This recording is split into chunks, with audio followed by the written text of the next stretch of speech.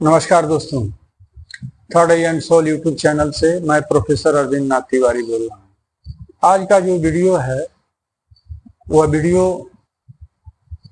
साधक के लिए पितृपक्ष कैसा होना चाहिए, कैसे मनाना चाहिए, इसी पर यह वीडियो है। कैसे पितृपक्ष में सफलता साधक प्राप्त कर सकते हैं वह उसी पर वीडियो है। चैनल को सब्सक्राइब, लाइक, कमेंट करना नहीं भूलिएगा अगर वीडियो अच्छा लगे तो मित्रों ये जान लीजिए, साधक के लिए पितृपक्ष बहुत बड़ा मायने रखता है। अगर आप साधक बनना चाहते हैं या साधक हैं तो अपने पितरों को जरूर प्रसन्न करना आप चाहेंगे, क्योंकि पितृ एक ऐसा देवता है कि इनकी नाराजगी भगवान भी नहीं मिटा पाते हैं। जिस घर परिवार में पितृ अगर नाराज हैं और वह व्यक्ति, घर का सदस्य कोई चाहे कि हम प्रगति के पथ पर चले जाएं, तो संभव नहीं है। उस घर में भर बीमारी बनी रहेगी, अशांति का वातावरण रहेगा और कोई भी आध्यात्मिक कार्य उसका सफल नहीं होगा। तो इसलिए साधक जो साधना कर रहे हैं, जब तक पितरों से आशीर्वाद नहीं मिलेगा तब तक उस व्यक्ति की साधना सफल नहीं हो सकती है। जिस सिद्धि की प्राप्ति करने चले हैं उनको सिद्धि नहीं मिल सकती है, क्योंकि पितृ ही आकर रोक देते हैं उसको। और वैसे भी माना गया है कि पितरों को प्रसन्न करने से आपके घर में बुरी शक्तियों का प्रवेश नहीं हो सकता है। अगर पितृ प्रसन्न हैं तो पितृ ही आपके बुरे शक्तियों को बाहर रोक सकते हैं। अगर पितृ अच्छी स्थिति में नहीं है, आप उपासना उनकी नहीं करते हैं, पूजा पाठ नहीं करते हैं, वो नाराज हो जाते हैं। अगर पिंडदान नहीं होता है, अगर परिवार में कोई मर गया, पिंडदान नहीं हुआ, तो पिंडदान मतलब गया जी वगैरह वगैरह जो जगह माने गए हैं, नासिक माना गया है, आपको हरिद्वार माना गया है, ऐसे जगहों पर अगर पिंडदान श्राद्ध के साथ पिंडदान अगर नहीं करते हैं तो परेशानी परिवार में बनी रहती है। तो इसलिए ये खास तौर पर जो 15 दिन का पक्ष होता है, पक्ष जिसे कहा जाता है, इसमें पितरों की उपस्थिति होती है। और इसमें साधक को चाहिए कि सुबह जो है वो तर्पण करके, जल तर्पण करके और तब तो अपनी साधना शुरू करे। हो वैसे तो लोग कहेंगे कि अरे पितृपक्ष में कहीं साधना की जाती है, तो ऐसी बात नहीं। पितृपक्ष जो है वो श्रद्धा का चीज है और तपस्या का चीज है। पितरों को जल देना, तर्पण करना, ये भी तो साधना ही है। साधना से कोई अलग थोड़े है ये। तो इस पीरियड में आप जल तर्पण कीजिए और उसके बाद जो है जल तर्पण करने के बाद आप जो समय है, आपका शेड्यूल है, उसके हिसाब से आप अपनी साधना करें। तर्पण के समय में आप ये जरूर कहें तर्पण के दौरान, हे हमारे पितृ, हमसे जाने में, अनजाने में या पूर्वजों के द्वारा जो भी भूल चूक हुई है उसे समाप्त कीजिए और हमारा दिया हुआ जल, तर्पण किया हुआ जल आप स्वीकार कीजिए और मुझे आशीर्वाद दीजिए कि मेरा जो साधना है वह सफल हो, या परिवार में जो कमी दिखाई पड़ती है उस कमी के संदर्भ में आप दर्शाइए, बताइए उनको और कहिए कि हमारी ये समस्या है और इस समस्या को दूर किया जाए। हमारे घर में दरिद्रता है, दरिद्रता को समाप्त किया जाए। घर में सहमति नहीं है तो सहमति बनाई जाए। अपना आशीर्वाद प्रदान करें। हमारे घर में नकारात्मक जो शक्ति हैं उनको हटाया जाए। और श्राद्ध पर जिस दिन आप तिथि के दिन श्राद्ध करते हैं अपने माता या पिता के नाम पर, उसी दिन ये समाप्त हो जाती है। कोई व्यक्ति तो 15 दिन करता है और 15 दिन करके करता है।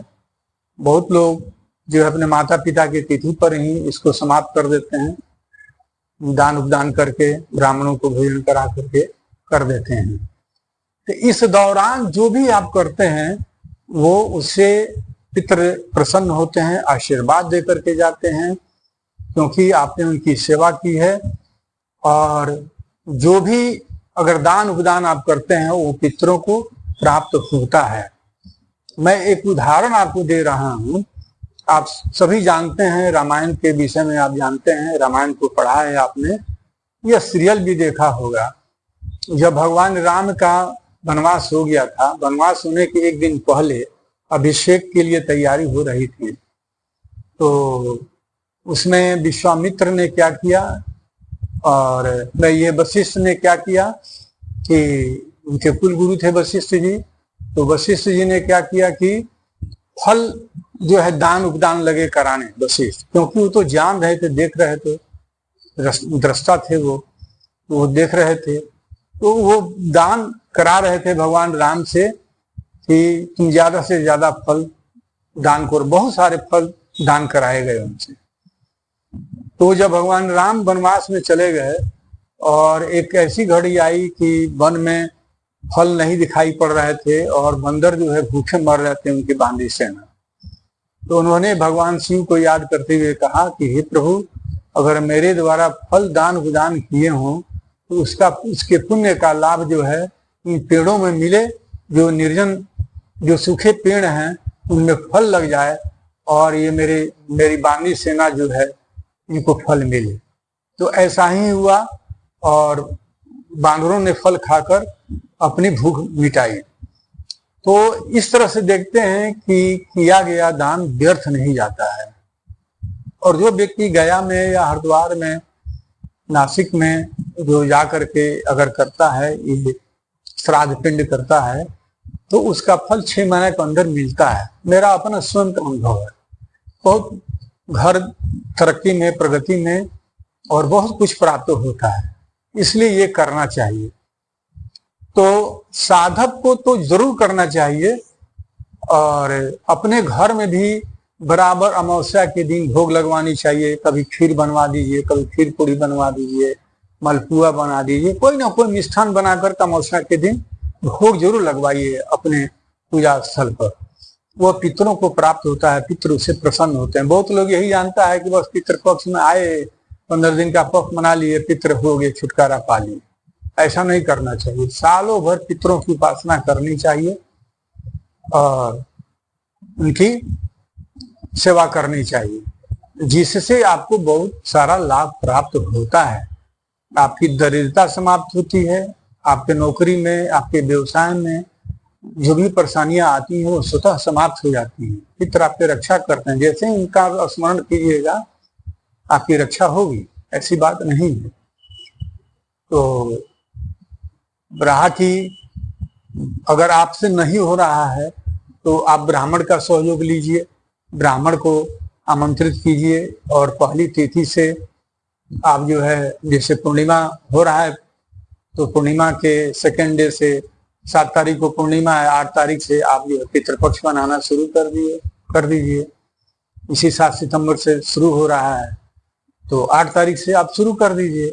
तो ब्राह्मण के द्वारा बुलाइए, उनसे तर्पण करवाइए और अंत में जिस दिन तिथि हो आपकी उस दिन ब्राह्मणों को बुला करके ब्रह्म भोज करा दीजिए, दान उपदान कीजिए और हो सके तो गरीबों के बीच में कुछ दान वितरण कीजिए, दरिद्रों के बीच में भी कीजिए। तो इस तरह से मनाना चाहिए और करना चाहिए। निश्चित है कि आपको सफलता मिलेगी और पितृ ही हमारे भगवान होते हैं, इसमें कहीं दो मत नहीं। बात अगर अच्छी लगी हो तो चैनल को सब्सक्राइब, लाइक, कमेंट करना नहीं भूलिएगा। धन्यवाद। जय मां गायत्री। हर हर महादेव। जय बजरंग।